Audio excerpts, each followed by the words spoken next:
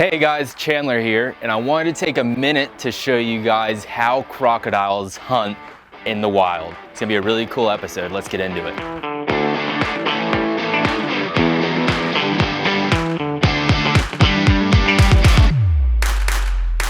So the first step to crocodile success in the wild is how they're able to stalk undetected.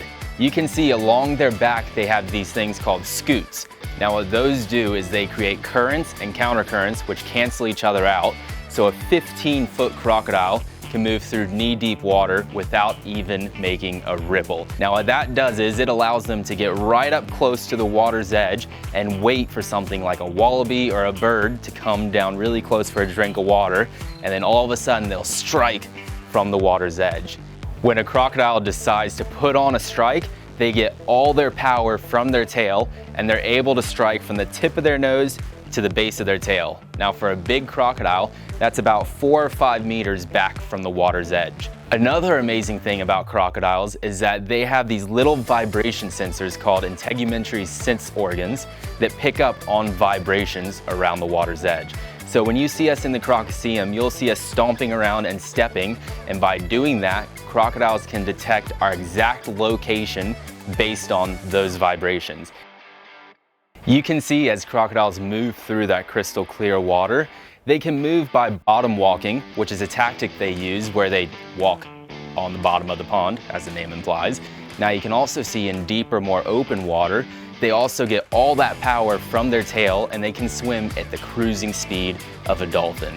Once a crocodile is in position ready to strike, that's when you know it's on. They can actually hold their breath over 7 hours, remaining completely still, completely patient, waiting for that ultimate opportunity.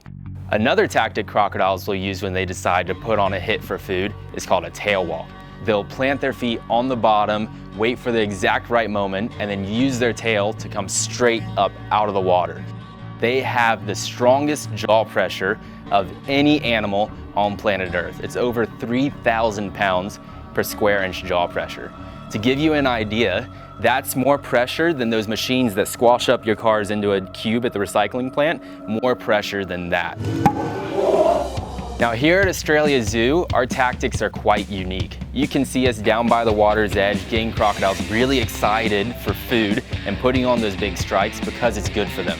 These are tactics that Steve pioneered in the crocodilian world, and that allows crocodiles to get plenty of exercise, mimic that wild behavior that they do out in the natural world, and also get some food too. Even though they're striking at us, getting food, they're happy getting their exercise and mimicking that wild behavior, we're also showing people how easy it is to stay safe around crocodiles. You can see we have that crystal clear water so guests can see how crocodiles operate.